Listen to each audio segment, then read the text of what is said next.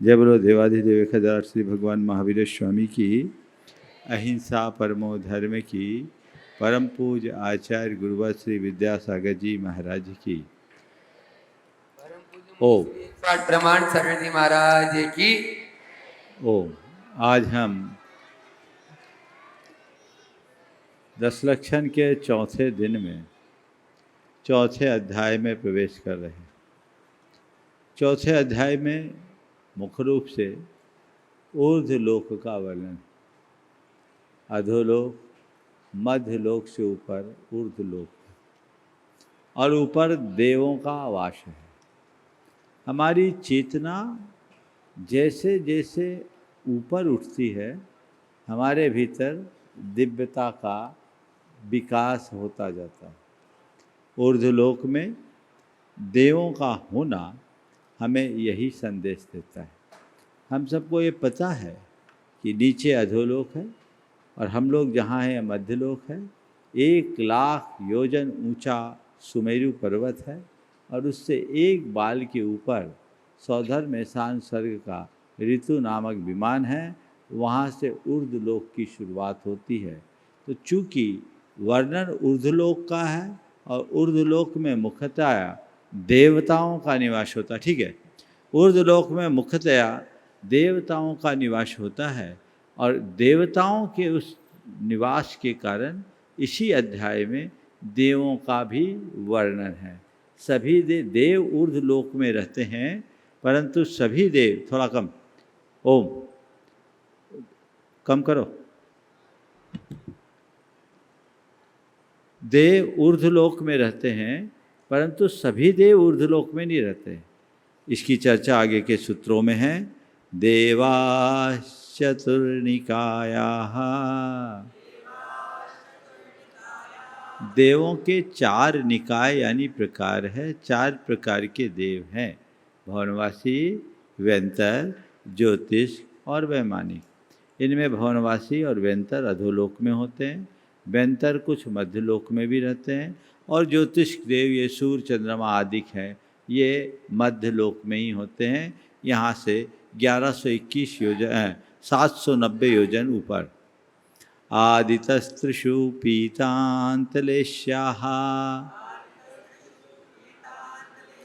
इन 4 प्रकार के देवों में भवनवासी, व्यंतर और ज्योतिष, इन 3 देवों में आदितः त्रिषु, आदि से लेकर 3 में, पीतांत लेश्या यानी पीत अंत लेश्या तक रहते, अर्थात इनमें कृष्ण, नील, कापोर और पीत, ये 4 लेश्याएँ पाई जाती।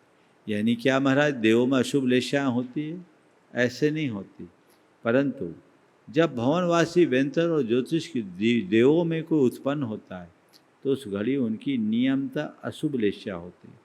क्योंकि शुभ परिणामों से कोई भी भवनवासी, व्यंतर और ज्योतिष के देवों में उत्पन्न नहीं होता, अशुभ परिणामों से उत्पन्न होता। हाँ, उत्पत्ति के उपरांत जैसे ही वे पर्याप्त होते हैं, उनकी लेश्या शुभ बन जाती है, फिर वे पीत लेश्या वाले होते हैं। दशाष्ट पंच द्वादश विकल्पाः कल्पोपपन्न पर्यन्ताः,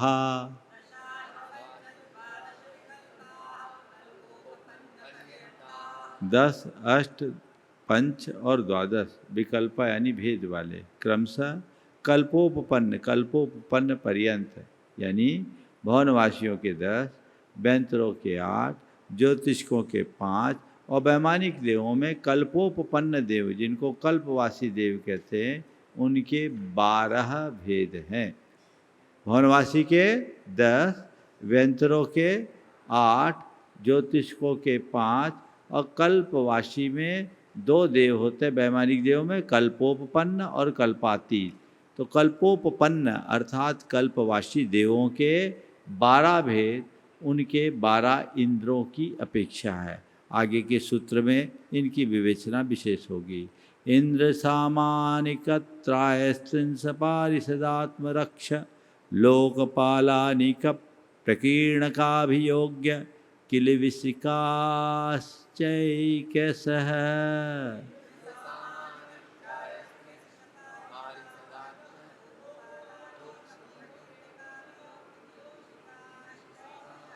इंद्र, सामानिक, त्रायस्त्रिंश, पारिषद, आत्मरक्ष,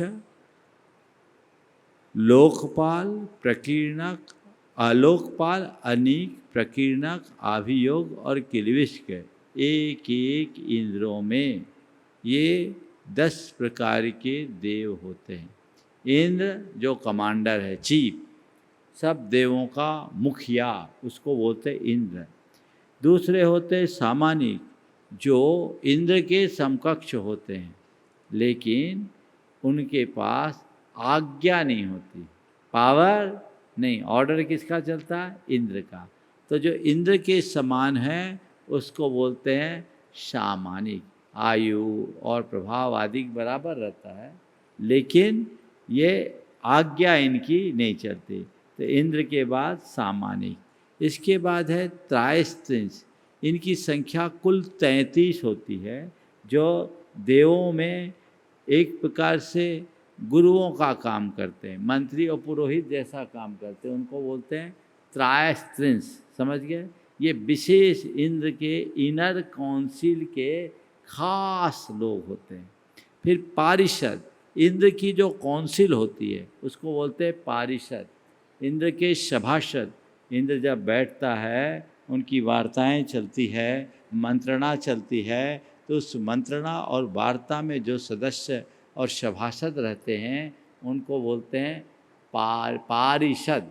समझिए, जैसे आजकल आप पार्षद शब्द का प्रयोग करते हैं। आत्मरक्ष, इंद्र के जितने बॉडीगार्ड हैं ना, वो सब आत्मरक्ष कहलाते हैं। फिर लोकपाल, लोकपाल यानी पूरे के पूरे लॉ एंड ऑर्डर को ठीक करने वाले, कोतवालों की तरह जिनकी भूमिका होती है, उनको बोलते हैं लोकपाल। फिर अनीक, इंद्र की सेना को अनीक बोलते हैं। इंद्र की 7 प्रकार की सेना होती है, हाथी, घोड़ा, रथ, पैदल, नर्तकी, बैल और गंधर्व। ये 7 प्रकार की देव सेना होती है। जब इंद्र निकलता है तो हाथी, घोड़े, रथ, पैदल चलने वाले, नर्तकियाँ नृत्य करने वाली, गंधर्व गाना गाने वाले और बैलों की सवारी चलती। तो ये अनीक कहलाते हैं। प्रकीर्णक, सामान नागरिक देवों को प्रकीर्णक बोलते हैं। और अभियोग्य वे देव जो बड़े देवों के वाहन के रूप में प्रयुक्त होते हैं। और किलविष्क, देवों में जो अंतज के समान देव होते हैं, माने देवों के जो शेड्यूल कास्ट होते हैं उनको अंतज कहते हैं, तो ये किलविष्क कहलाते हैं। समझ गए? तो ये 10 प्रकार के देव होते हैं। अब आपके मन में सवाल होगा, इंद्र को किसी से खतरा है क्या जो उसको बॉडीगार्ड की ज़रूरत हो, वहाँ लोकपाल की ज़रूरत हो, वहाँ पर आपके जाकर के सेना की ज़रूरत है? ज़रूरत किसी की नहीं, पर पुण्य के प्रताप स्वरूप ये सब सुविधाएं अपने आप मिलती है। पुण्य फलेगा तो कैसे फलेगा? कोई बहाना चाहिए ना। हमारे तीर्थंकर परमात्मा को किसी की से कोई खतरा नहीं, लेकिन उनके साथ भी ये पूरा लाव लश्कर चलता है। तो पुण्येन होय विभो, पुण्य वैभव प्रदान करता है। तो जो इंद्र के रूप में जन्म लेने वाले होते हैं वे महान पुण्य वाले होते हैं। उस पुण्य का ये वैभव होता है, इस पुण्य का ये प्रताप होता है, जिसके परिणाम स्वरूप उनके जीवन में ये सब चीज़ें जुड़ती है। ये एक एक के इतने भेद हैं। तो कहते त्रायस्त्रिंश लोकपाल वर्ज्या वेंतर ज्योतिष्काहा।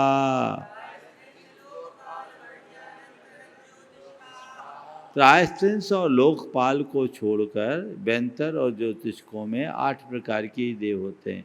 यानी व्यंतरों में त्रायस्त्रिंश नहीं होते, व्यंतरों में लोकपाल नहीं होते, ज्योतिष्कों में भी त्रायस्त्रिंश और लोकपाल नहीं होते। पूर्वयोर्द्वीन्द्राहा,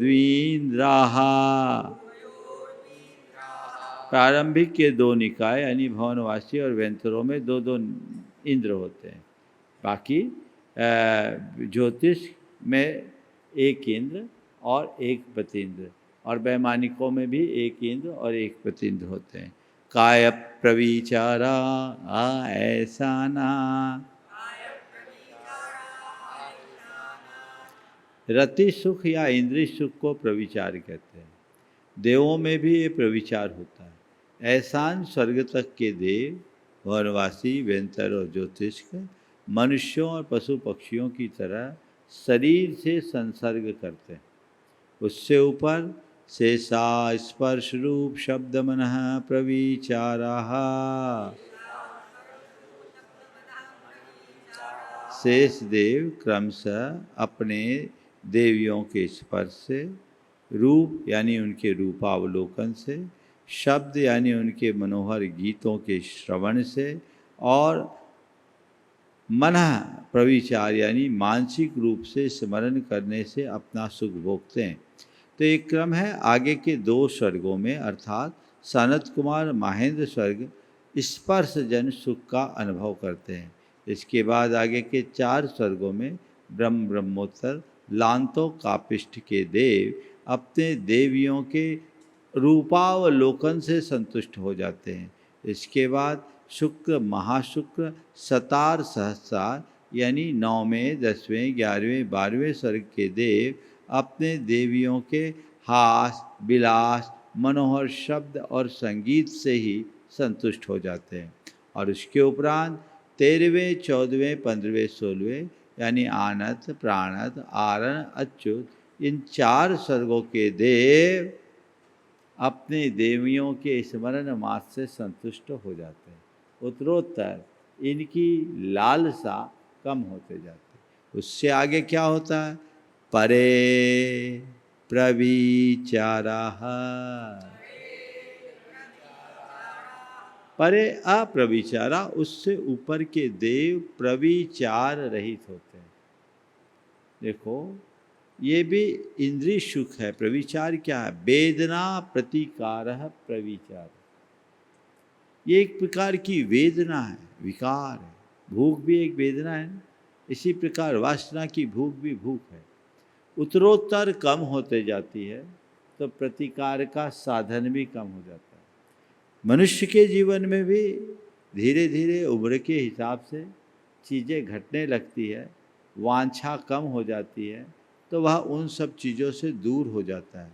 ऊपर ऊपर के देवों में इस प्रकार के विकार उत्तरोत्तर कम होते हैं।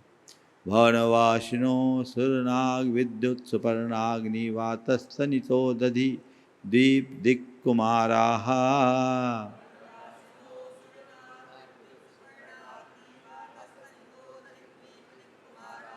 पहले आपसे कहा था कि दशाष्ट पंचत द्वादश विकल्पा कल्पोपपन्न पर्यंता।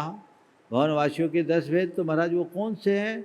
तो यही बता रहे। भवनवासी असुर कुमार, नाग कुमार, विद्युत कुमार, सुपर्ण, अग्नि, वात, स्तनित, उदधि, दीप और दिक् कुमार के भेद से 10 प्रकार के।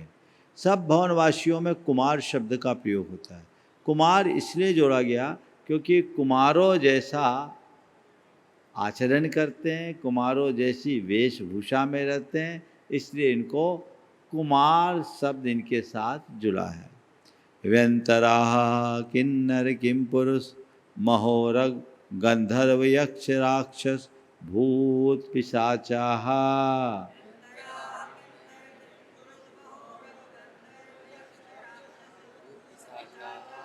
व्यंतर 8 प्रकार के, किन्नर किमपुरुष महोरग गंधर्व यक्ष राक्षस भूत और पिशाच के भेद से ये 8 प्रकार के व्यंतर होते हैं। ज्योतिष्काः सूर्या चंद्रमसो ग्रह नक्षत्र प्रकीर्णक तारकाश्च।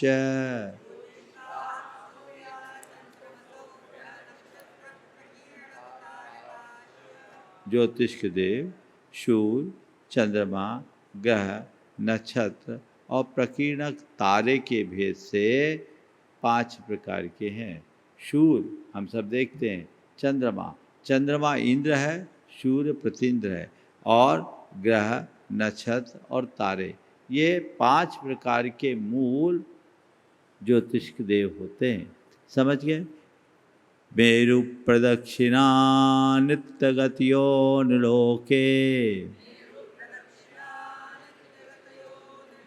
ये मेरु पर्वत की प्रदक्षिणा देते हैं और नृत्य निलोक में नित्य गति वाले होते हैं। एक दो सूत्र और ले ले, फिर कुछ विशेष बात। तत्कृतः काल विभागः, अपने लोक में, मनुष्य लोक में दिन रात आदि का जो काल विभाग है, इन्हीं ज्योतिष देवों के निमित्त से। बहिरवस्थिताः, मेरु पर्वत से बाहर ये सब अवस्थित है। देखिए, ज्योतिष देव संपूर्ण सौर मंडल से संबद्ध है। जैन धर्म के अनुसार ये सौर मंडल क्या है, इसे समझिए।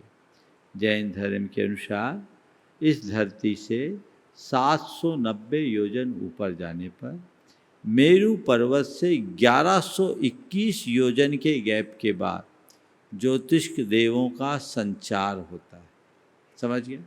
और यहाँ से सबसे पहले जैन धर्म के अनुसार सूर्य आता है। फिर उसके उपरांत 80 योजन ऊपर जाने, 10 योजन ऊपर जाने के बाद क्या क्रम है? 790 योजन पर सूर्य, फिर 10 योजन पर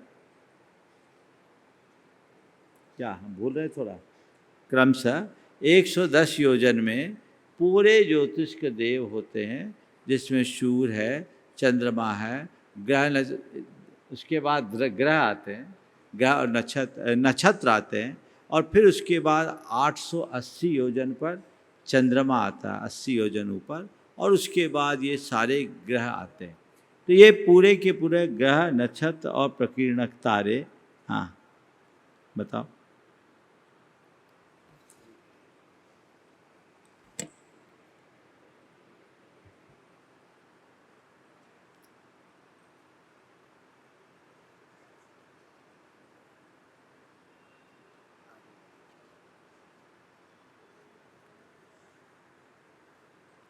सबसे ऊपर आपके जाकर के 790 योजन इस भूमि भाग से, मैं थोड़ा भूल गया था, 790 योजन पर तारे हैं, उससे 10 योजन ऊपर सूर्य है, और फिर उससे 80 योजन पर चंद्रमा है, फिर 4 योजन ऊपर जाकर नक्षत्र, और फिर उसके बाद बुध, 4 योजन ऊपर जाकर बुध, उसके 3 योजन ऊपर शुक्र, उससे 3 योजन बृहस्पति, और उससे 3 योजन ऊपर मंगल, इस और सबसे अंत में 3 योजन ऊपर शनिचर है। तो इस प्रकार 790 योजन पर सबसे पहले जैन धर्म के अनुसार तारे हैं, इसके बाद 800 योजन पर सूर्य है, फिर 880 योजन पर चंद्रमा है, फिर इसके बाद 4-4 योजन पर आपके जाकर के बृहस्पति, आपके जाकर चंद्रमा के ऊपर नक्षत्र, और नक्षत्रों के ऊपर बुध, फिर जाकर शुक्र, फिर बृहस्पति, 4-4 योजन पर आपके जाकर नक्षत्र, बुध और शुक्र है, फिर 3 योजन ऊपर बृहस्पति, 3 योजन ऊपर मंगल, और फिर 3 योजन ऊपर शनि है। तो इस प्रकार टोटल 110 योजन में संपूर्ण ज्योतिष लोक है। ये 790 से लेकर 900 योजन तक। तो अब हमारे हिसाब से तो आज तारे सबसे दूर माने जाते हैं, चंद्रमा सबसे निकट माना जाता है। ये एक व्यवस्था है जिसका उत्तर कल मैंने सांकेतिक रूप में आप लोगों को दे दिया था। भूगोल और खगोल के संदर्भ में हमें उसी तरीके से समझना चाहिए। एक विशेष बात जो सबसे ज़्यादा जानने योग्य है वह ये कि जैन धर्म में ग्रह नक्षत्र की भूमिका क्या है। आजकल नवग्रहों की आराधना बहुत की जाने लगी है, नवग्रहों की पूजा होने लगी है, नवग्रह के अरिष्ट के निवारण के लिए अनेक अनेक अनुष्ठान होने लगे हैं। जैन धर्म इस संदर्भ में क्या कहता है, आप सब सुनकर के आश्चर्य करेंगे। जैन धर्म के अनुसार नवग्रह तो होते ही नहीं हैं। जैन धर्म के अनुसार ग्रहों की संख्या 88 है। कितनी है? 88। हमारे शास्त्रों में दिया है कि एक चंद्रमा के परिवार में एक सूर्य, 28 नक्षत्र, 88 ग्रह और 66,900 कोड़ा कोड़ी तारे होते हैं। समझ गए? अब ये नवग्रह में सूर्य को भी ले लिया, चंद्रमा को भी ले लिए, जबकि सूर्य इंद्र है और चंद्रमा इंद्र है और सूर्य प्रतिइंद्र है। तो ये कथन थोड़ा भ्रमित करने योग्य।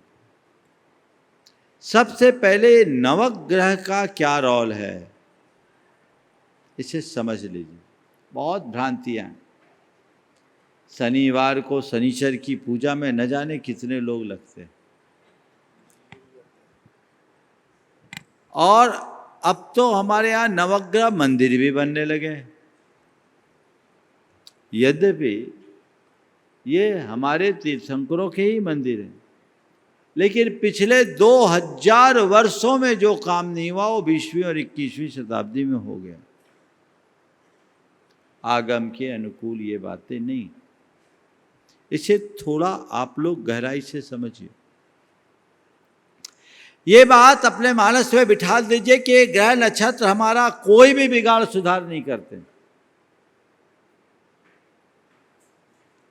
इन ग्रह नक्षत्रों से हमारा न तो कुछ बनता है न बिगड़ता है।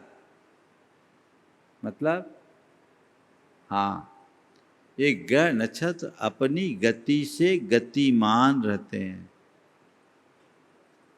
ये हमें क्या पेरेंगे ये खुद पीड़ित है। हम तो थोड़ा बहुत शांति से बैठ पा रहे, वो तो नित्य गति वाले, घूमना ही है।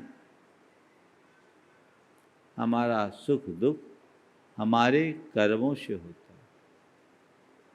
तो महाराज, क्या ज्योतिष का सिद्धांत गलत है? बोलो।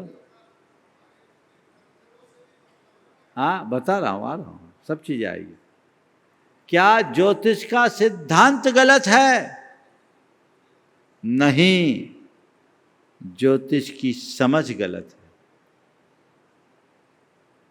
सिद्धांत सही है, समझ गलत है। ध्यान से सुनो। ज्योतिष की समझ, ज्योतिष एक विज्ञान। ये जितने भी सौर मंडल है, ज्योतिष मंडल, ये ऊर्जा के सबसे बड़े स्रोत है। ये मूवमेंट करते रहते, इनमें संचार होता रहता है। इनका मार्ग फिक्स है, इनकी गति फिक्स है। यानी रूट और मूवमेंट कितना होना है, कब होना है, सब फिक्स है। इनके मूवमेंट से ब्रह्मांड के तत्वों में परिवर्तन होता है। दिन में गर्मी होती, रात में ठंडक होती। तो जो तत्व ब्रह्मांड में, वही तत्व हमारे यहाँ अंदर, जैसे कहते हैं यत् पिंडे तद ब्रह्मांडे।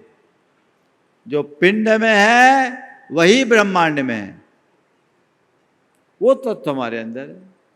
अब सूर्य चंद्रमा आदि ज्योतिर्मंडल के भ्रमण से जो ब्रह्मांड के तत्वों में परिवर्तन आता है, तो हमारे शरीर के अंदर रहने वाले तत्वों से उनका समीकरण बदल जाता है। उस समीकरण के बदलने से क्या होता है, कर्म और आत्मा का जो संबंध है वह भी एक प्रकार का रासायनिक संबंध है। उस रासायनिक संबंध के कारण हमारे कर्मों की स्थिति में परिवर्तन आ जाता है। कर्मों की स्थिति बदलती है तो हमारे जीवन में उसका असर दिखता है। सुख दुख, संयोग वियोग दिखते हैं। हमारे ज्ञानियों ने इसको आधार बनाकर एक विज्ञान को विकसित किया जिसका नाम था ज्योतिष विज्ञान।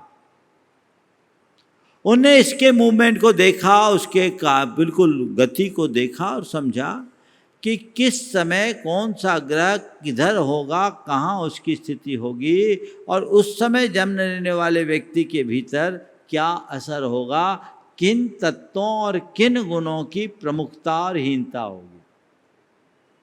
उसको समझने के लिए उन्होंने एक होरास्कोप बनाया जिसको आप जन्म पत्री बोलते हैं। एक सांकेतिक था और 12 घर का होरा बनाकर उसे एक पूरा चक्र बना दिया। लोग उसके अनुसार अपना काम करने लगे। अब एक सांकेतिक भाषा कि अब इनका ये ग्रह बकरी है, मार्गी है, ऐसा है वैसा, इसकी दृष्टि उस पर पड़ रही, इसकी दृष्टि उस पर पड़ रही है। लोगों ने ये सोच लिया कि एक ग्रह मुझे पेर रहा है, और उससे पीड़ित होकर लोगों ने ग्रहों को पूजना शुरू कर दिया। ग्रहों को पूजना कतई उचित नहीं है। ज्योतिष का सही उपयोग यही है कि अपने फलित को जानकर भाव सुधारो, वर्तमान ठीक करो, भविष्य अपने आप ठीक होगा कुछ अंशों में। आजकल ढेर तरह के ठट कर्म ज्योतिष के नाम पर आ गए, और लोग छोटी छोटी बातों में अपना मनोबल तोड़ बैठते हैं और ज्योतिषियों के चक्कर काटते रहते हैं। कोई औचित्य नहीं है, उतना ही लाभ लो उनका। इसी तरह काल सर्प योग, सच्चे अर्थों में देखा जाए तो ज्योतिष के किसी भी मान्य ग्रंथ में काल सर्प नाम का तो योग ही नहीं है। Doctor K. N.. राव भारत के एक बहुत बड़े एस्ट्रोलॉजर है, ज्योतिष विज्ञान के स्तंभ। उनका एक आलेख मैंने पढ़ा था, कुरीतियां तो आई है ज्योतिष में। उसमें उन्होंने लिखा, 2005 में ये लेख पढ़ा था, 20 साल पहले। उसमें उन्होंने लिखा कि ज्योतिष के किसी भी मान्य ग्रंथ में काल सर्प नाम के किसी भी योग का उल्लेख ही नहीं है। इसे तो आज से 35 वर्ष पहले कुछ पंडितों ने इजाद किया।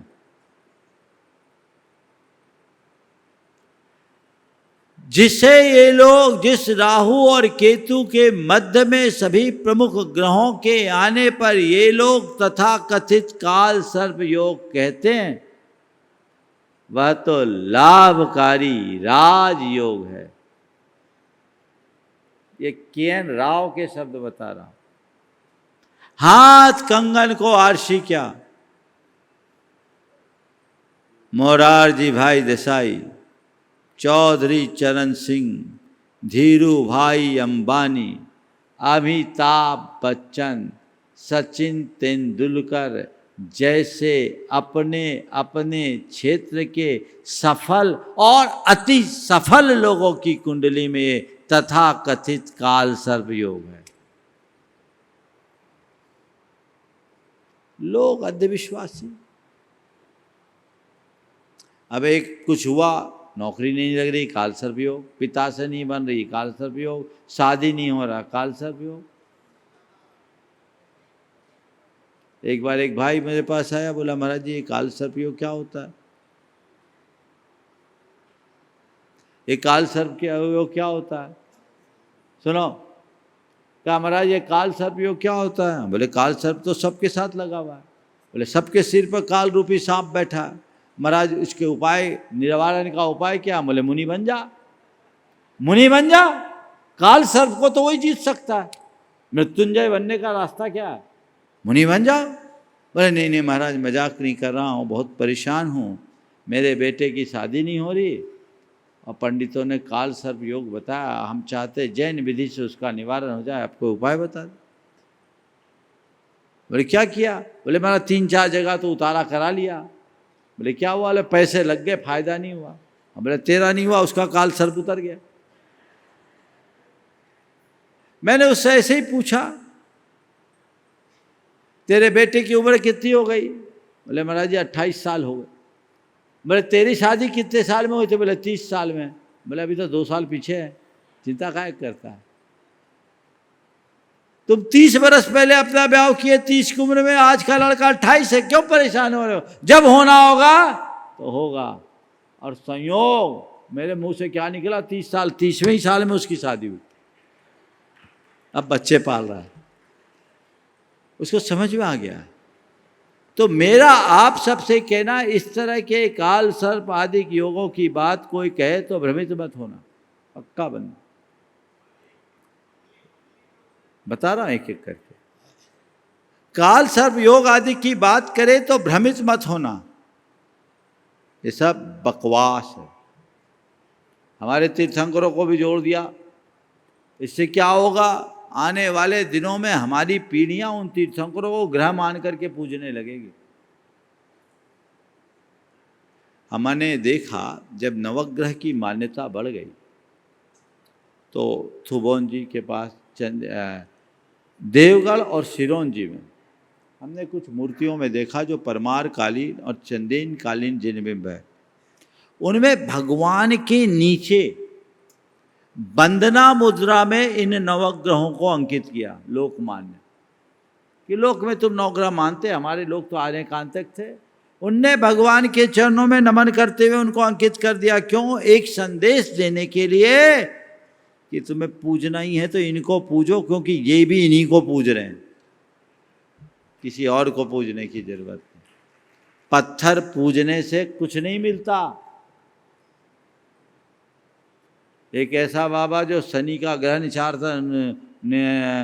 निवारण करने का दम खम ठोकता था, खुद गर्दिश में है, आप सबको पता है, अभी भी अंदर ही ऐसा है। तो इन चक्करों में बिल्कुल मत पड़िए, समझ गए ना, नाम मैं नहीं लूँगा। तो ये प्रासंगिक बात है, इसलिए इसका ध्यान रखिए। कहाँ थे?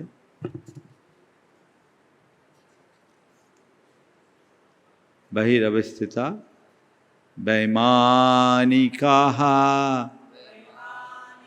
वैमानिक देव भी होते हैं जो मूल देव हैं, जो विमानों में, यद्यपि और देव भी विमान में रहते हैं पर इनको मुख्य रूप से विमानवासी कहते हैं। कल्पोपपन्ना कल्पातीताश्च, ये कल्पोपपन्न और कल्पातीत के भेद से दो प्रकार के होते हैं। सौधर्म स्वर्ग से लेकर 16वें स्वर तक के देव कल्पवासी कहलाते, उससे ऊपर के देव कल्पातीत कहलाते। जहाँ इंद्र सामान्य कादि 10 प्रकार के देवों के भेद होते हैं उनको कल्पवासी कहते हैं, उससे बाहर के देवों को कल्पातीत। ऊपरियोपरि, ये एक दूसरे के ऊपर ऊपर है। क्रम क्या है? सौधर्म ईशान सानत कुमार माहेंद्र ब्रह्म ब्रह्मोत्तर लांतौ का पिष्ट शुक्र महाशुक्र सतार सहस्रारे स्वानत प्राणतयो रारणाच्युतयोर नव सुग्रीवेकेषु विजय वैजयंत जयंता पराजितेषु सर्वार्थ सिद्धौ च।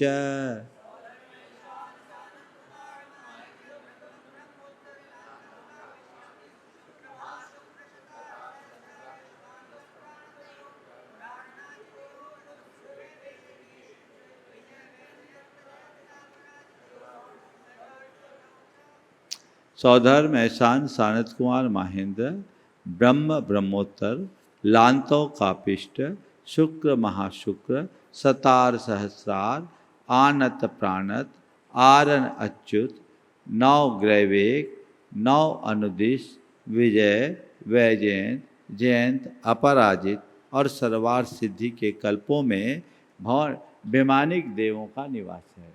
सबसे पहले सौधर्म और एहसान स्वर्ग एक दूसरे के पैरेलल, इसके बाद सानत कुमार महेंद्र, फिर ब्रह्म ब्रह्मोत्तर, फिर लांतो कापिष्ट, फिर शुक्र महाशुक्र, फिर सतार सहस्रार, फिर आनत प्राणत, फिर आरन अच्युत, फिर उसके उपरांत 9 ग्रैवेक एक के ऊपर एक, फिर एक साथ 9 अनुदेश, फिर विजय वैजयंत जयंत अपराजित नाम के 4 अनुत्तर और ठीक बीच में सर्वार्थ सिद्धि। ये देवों के निवास है। इनमें से सौधर्म एहसान सानत कुमार महेंद्र, ये 4 इन स्वर्गों में सौधर्म इंद्र और आपके जाकर के ये 4 इंद्र हैं। इन 4 स्वर्गों में कितने इंद्र हैं? 4 इंद्र। फिर अंत के आनत प्राणत आरन अच्युत, इन 4 स्वर्गों में 4 इंद्र हैं। बीच के ब्रह्म ब्रह्मोत्तर में एक ब्रह्मेंद्र, लांतो कापिष्ट में लांतो इंद्र, शुक्र महाशुक्र में शुक्र इंद्र और सतार सहस्रार में सतार इंद्र।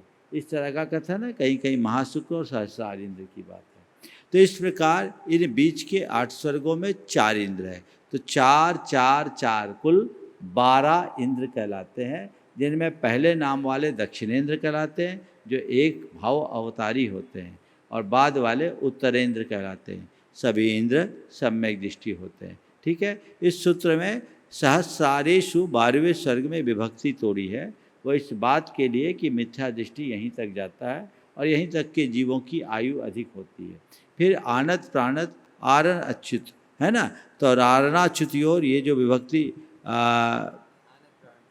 आनत प्राणतियो आनतप प्राणतियो जो कहा है, ये भी इनकी आयु की वृद्धि को ध्यान में रखते हुए कहा है, और आरण अच्युत में भी आयु की वृद्धि को ध्यान में रखते हुए विभक्ति तोड़ी है।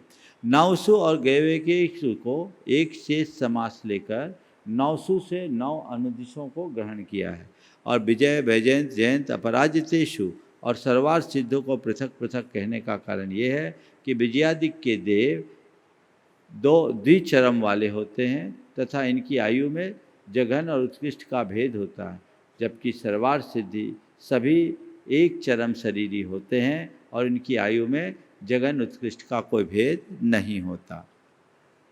प्राग्रैवे केभ्य कल्पाः स्थिति प्रभाव सुखद्युतिलेशा विशुद्धिन्द्रियावधि विषयतोऽधिकाः।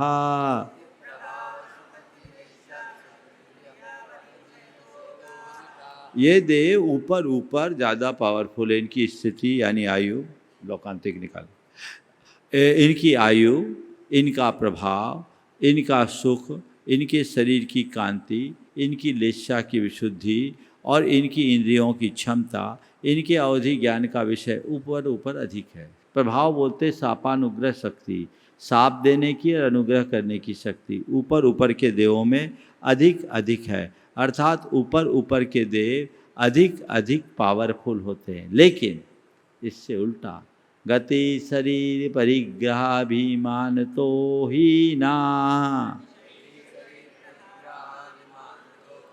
लेकिन ऊपर ऊपर के देवों में आवागमन कम, इनका शरीर छोटा होता है, इनका परिग्रह कम होता है, अभिमान भी कम होता है।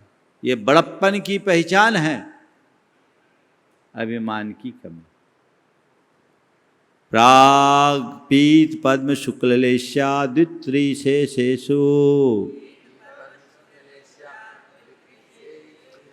इनमें 2, 3 और शेष कल्पों में पीत पद्म और शुक्ललेशा अर्थात सौधर मेषान स्वर्ग में पीतलेशा, सानत कुमार महेंद्र में पीतलेशा और कुछ में पद्मलेशा, फिर ब्रह्म ब्रह्मोत्तर लांतो कापिष्ठ इनमें पद्मलेशा, शुक्र महाशुक्र में किन्हीं किन्हीं को पद्मलेशा और किन्हीं को शुक्ललेशा, सतार सहस्रार आनत प्राणत आरण अच्युत इनमें शुक्ललेशा और ऊपर केवल शुक्ललेशा।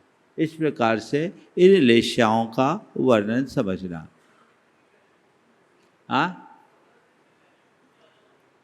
सौधन मिंद है स्वर्ग का सीओ, पावर कम है लेकिन अधिकार ज़्यादा है। सब ने उसको अपनी राइट्स दे रखे कि भैया तुम करो, हम लोग साइलेंट हैं। देखो ना, अब अच्युतेंद्र बड़ा है कि सौधन मिंद? बोलो। और पंच के लाने में अच्युतेंद्र को तो कोई पूछता ही नहीं। जलवा किसका चलता है? क्यों? क्योंकि उसको पूर्णतः एक्टिव मोड में रखा जाता है। वो सीईओ है, सीईओ। कितनी बड़ी कंपनी हो और कोई रहा है डायरेक्टर उसमें, पर रोल किसका है? चलिए, प्राग्रैवे केभ्य कल्पाः, ग्रैवेक से पहले के देव कल्पवासी देव कहलाते, यानी 16वें स्वर्ग तक के देव कल्पवासी कहलाते। ब्रह्मलोकालया लौकांतिकाः, ब्रह्मलोक के आलय में रहने वाले देव लौकांतिक कहलाते। लौकांतिक एक विशेष जाति के देव है, आप लोगों ने पंच के लानकों में देखा होगा।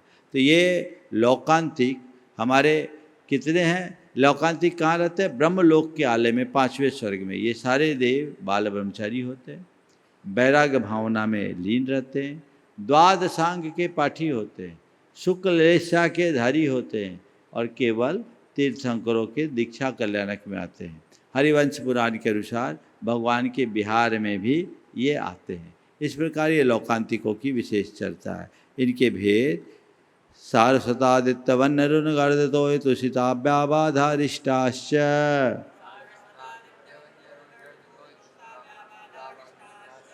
सारस्वत, आदित्य, वन्य, अरुण, गर्दतोय, तुषित, अव्याबाद और अरिष्ट इन लौकांतिकों के मूल 8 भेद हैं। इन 8 भेदों की लौकांतिक देवों की कुल संख्या 4 लाख कितना है? 4,07,806 है इनकी कुल संख्या, ज़्यादा नहीं, बहुत गिनती के हैं। और कौन बनता है लौकांतिक? एक भावावतारी होते हैं, एक केवल मुनिराज बनते हैं, जो अपने 24 घंटे वैराग्य में निरत रहते हैं, आत्म ध्यान में मग्न होते हैं, विशुद्ध परिणामी मुनिराज होते हैं। उनमें से कोई कोई मुनि लौकांतिक बनते हैं। अब है विजयादिशुदिचरमाहा। विजयादिक में 2 चरम अर्थात 2 भाव में जाते हैं, जो विजय, वैजयंत, जयंत, अपराजित, अनुत्तर विमानों में होते हैं। यहाँ से कोई मनुष्य वहाँ गया, वे लोग वहाँ से आए, यहाँ से मनुष्य होकर एक बार वापस विजयादिक में जन्म लेकर पुनः मनुष्य होकर के मोक्ष जा सकते हैं। औपाधिक मनुष्येभ्य शेषातिर्यज्ञोनयः। उपाध जन्म वाले देव और नारकी तथा मनुष्यों के अलावा जितने हैं सब तिर्यंश है। महाराज जी यहाँ बीच में तिर्यंशों को क्यों घुसा दिया? पहले बोल देते, पहले बोलते तो बहुत कुछ बोलना पड़ता। हमने तिर्यंशों को एक ही सूत्र में निपटा दिया। नारकियों को बता दिया, मनुष्यों को बता दिया, देवों को बता दिया। अब जो बचा वो कौन है? तिर्यंश। अब इनकी आयु स्थिति रसुरनाग सुपर्णद्वीप शेषानाम सागरोपमत्रिपल्योपमार्धहीनिमिताः।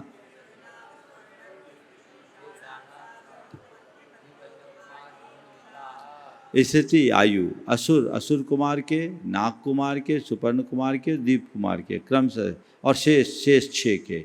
सागरोपम, त्रिपल्योपम, अर्धहीन मात्र है। अर्थात नाग कुमार के देव जो है, असुर कुमार के देवों की 1 सागर की आयु, भवनवासियों में सबसे पावरफुल यही होते हैं। फिर इसके बाद नाग कुमार की आयु 3 पल, सुपर्ण कुमार की आयु 2.5 पल, दीप कुमार की आयु 2 पल, और शेष 6 प्रकार के भवनवासियों की आयु 1.5 पल की होती है। सौधर्मैशानियो सागरोपमेधिके। सौधर्म और ऐशान स्वर के देवों की आयु 2 सागर से कुछ अधिक यानी 2.5 सागर की होती है। सानत कुमार महेंद्रियो सप्त। सानत कुमार और महेंद्र स्वर्ग के देवों की आयु कुछ अधिक 7 सागर यानी 7.5 सागर तक होती है।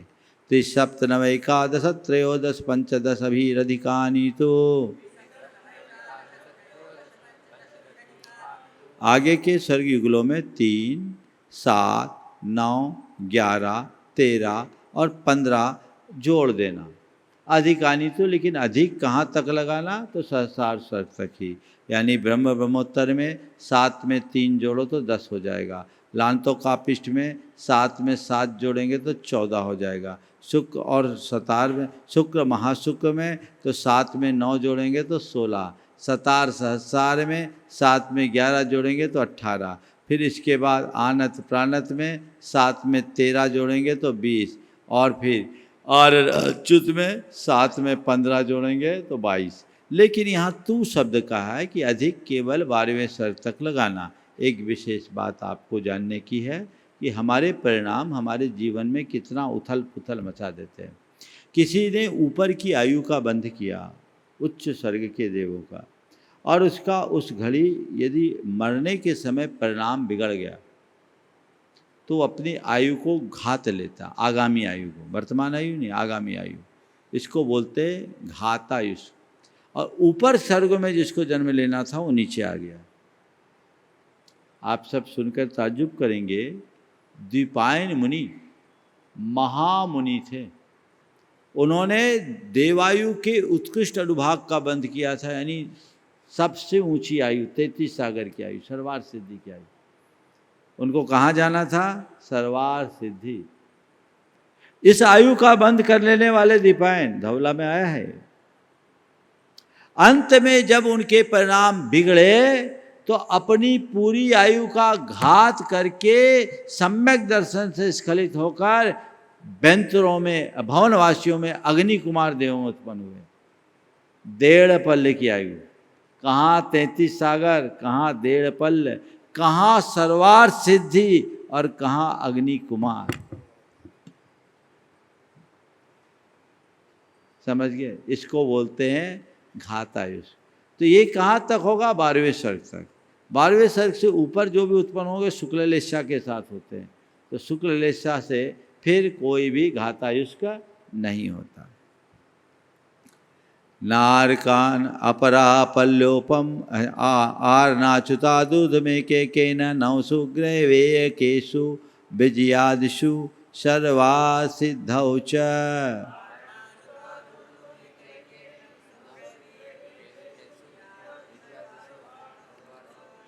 आरण और अच्युत स्वर्ग से ऊपर एक एक ने एक एक करके नवसु ग्रवे केसु 9 ग्रवेकों में बढ़ाओ। तो 22 से एक एक करते जाओ तो 31 हो गए। 23, 24, 25, 26, 9 बढ़ेंगे तो कितने हो गए? 31। जैन जयंत अपराजित, इनमें एक बढ़ा देंगे तो कितना हो गया? 32। 9 अनुदिशों में भी कितने हैं? 32। और विजयादिक में 32 से एक बढ़ाएंगे तो 33। और सर्वार सिद्धौ, सर्वार सिद्धि में भी 33। सर्वार सिद्धि और विजयादिक में इतना अंतर है कि सर्वार सिद्धि में सबकी एक सी आयु होती है, लेकिन विजयादिक में 32 से 33 के बीच में होती है। अनुदिशों में 32 और विजयादिक में 33। अपरा पल्योपम अधिकाम, सौधर में शांत स्वर्ग के देवों की उत्कृष्ट जघन आयु एक पल्य कुछ अधिक। परता परता पूर्वा पूर्वानंतराहा, आगे आगे की जो जघन आगे आगे के स्वर्गों में पहले पहले के स्वर्गों की जो उत्कृष्ट आयु है वही उनकी जघन आयु।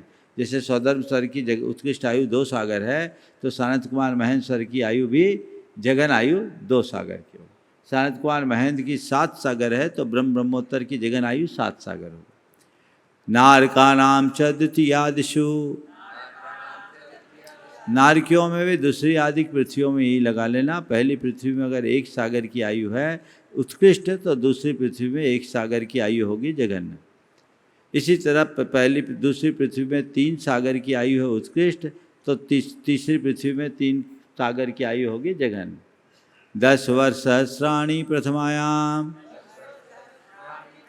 पहली पृथ्वी की जघन आयु 10,000 वर्ष की। भवनेषु च, भवनवासियों की जघन आयु 10,000 वर्ष की है। व्यंतराणाम च, व्यंतर देवों की भी जघन आयु 10,000 वर्ष की है। परापल्योपम अधिकम, व्यंतर देवों की उत्कृष्ट आयु एक पल्ले से कुछ अधिक। ज्योतिष का नाम च, ज्योतिषकों की भी एक पल्ले से कुछ अधिक आयु है। तदष्ट भागो परा, और जो इनकी उत्कृष्ट आयु है उसका 8वां भाग इनकी जघन आयु है। लौकांतिका नाम अष्टौ सागरोपमानी सर्वेशां,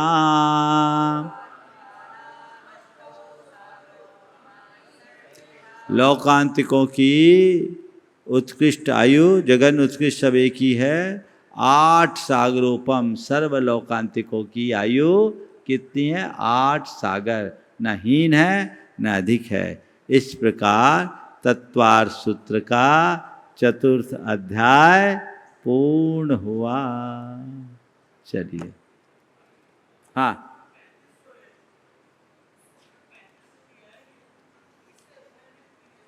हाँ, बहुत अच्छा। नारकियों की चर्चा तीसरे में क्यों नहीं कह दी? वहाँ कहते तो बहुत सारे सूत्र लिखने पड़ते हैं, यहाँ एक ही सूत्र में कहीं निपट गए। देखो सूत्रकार के विषय में क्या कहा जाता है, सुनो।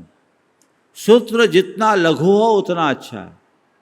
और वैयाकरण कहते हैं कि किसी सूत्रकार को सूत्र रचना करने में आधा अक्षर बच गया, आधा अक्षर, तो उसे ऐसी खुशी होती है कि किसी निपुते को बुढ़ापे में पुत्र रत्न की प्राप्ति होने पर होती है। तो सूत्र के लाघव को बढ़ाने के लिए ये हाल है। ठीक है, चलिए। जावानी के ज्ञान ते सूझे लोकालोक, शोभानी मस्तक धरो सदा देत हो धोख। हे जिनवानी भारती तो हे जपो दिन रैन, जो तेरो शरणा गहे सो पावे सुख चैन।